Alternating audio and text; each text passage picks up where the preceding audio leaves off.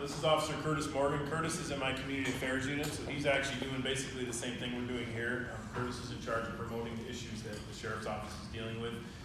So he's just taking some pictures and grabbing a couple videos here and there. So that's all he's here for. And with Curtis is Joe Lisi. Joe's my undersheriff.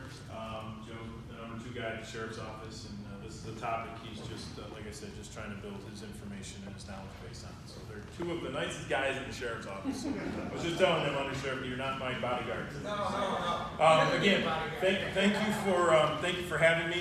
Certainly, I want to welcome Garrett the opportunity to debate Gary on this issue or to talk on this issue. Obviously, we're talking about the same thing here. We're on opposite sides of the issue. And that's what America's all about. I have my opinion. He has his, as do the folks here in the audience. And at the end of the day, a decision is made. Whatever decision is made, whenever it is made, it's my job as a sheriff to respect that decision, and we enforce the laws that the legislature passes. So, and then I'm obviously in a position where I can use my position as the sheriff, but also this year I'm currently serving as the president of the New York State Sheriff's Association.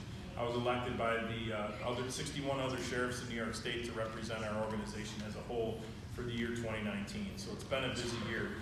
Briefly, obviously it's clear to everyone that I do not support the legalization of recreational use of marijuana. Earlier on, when I was introduced, we spoke. She mentioned briefly about the DARE program. Back in the 90s, I was the DARE officer. At the time, DARE stood for Drug Abuse Resistance Education. I was the DARE officer for 6 years in the Whitesboro Central School District. I had an opportunity to work with about 2,200 kids one-on-one directly over those 6 years. And obviously part of that program and part of the curriculum then was teaching kids to make the right decisions and to say no to drugs. And certainly, my position and my feeling is that marijuana is a gateway drug. And I felt my entire career as a police officer that it was my obligation to educate folks the best that I could and utilize the resources available to me. And the one thing, as this issue debated and went on in the state legislature over the past few years, and certainly came to a head in this last legislative session, and the message that the sheriffs nearly unified, not all sheriffs, but nearly all of the sheriffs of New York State, we agree that that on this issue, we want to learn from the mistakes of other states. We don't want to suffer from the mistakes of other states. So when we looked at data, seeing traffic fatalities rising 151% in the state of Colorado, we looked at traffic deaths have doubled between 2013 and 2017 in states where marijuana was legalized. First and foremost, that was the most important thing to me. And again, as this event goes on this morning, I'm sure we'll get into a lot more issues. But in general topics, overall increase in crime rate, the black market operations, those are all concerns that we, the sheriffs, have on this issue. And probably our biggest issue, and it doesn't pertain to either side of this, but this issue, like bail reform and like so many other issues, are being inserted into a budget process.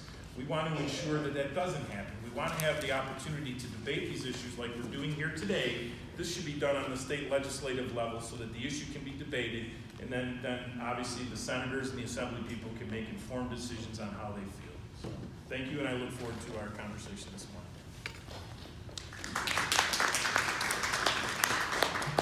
Good morning.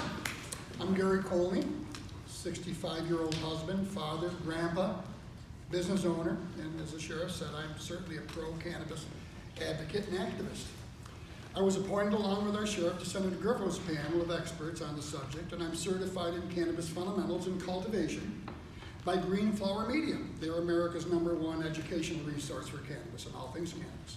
I've been quoted and filmed and broadcast across all CNY media outlets multiple times as founder of my Legalize It CNY Cannabis Legalization Initiative, with over 1,150 members who publicly participate. I want to thank Ann Popio for having me here today to discuss the many issues surrounding cannabis legalization and the realities we see more and more as states legalize adult use in an open free market.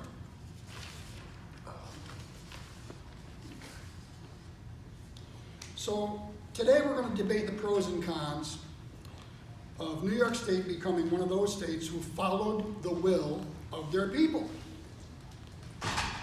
whom, by the way, number over 60% in New York State, and to set up a legal, safe, regulated, responsible, adults-only cannabis market of our own. Should we? Should we not? Why? Why not? I'd much prefer to first have given a talk on the history of the plant, its benefits as medicine and for wellness, and how prohibition came about, and how horribly that's worked out for us. But we don't have that much time this morning, so we can't do that. Just please know that I am available to give informational talks on cannabis, both THC and CBD producing plants and products, and how they can be a wonderful adjunct to better lives with less pain, anxiety, and discomfort, and how cannabis use can wean people off of pharmaceuticals with their horrible side effects.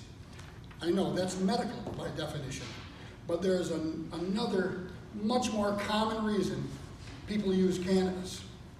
And that's for personal, here's the word, wellness, for wellness. And which demographic is the fastest growing group of new cannabis users for both medicine and wellness? Seniors. Seniors. Medicare-age people, people over 65.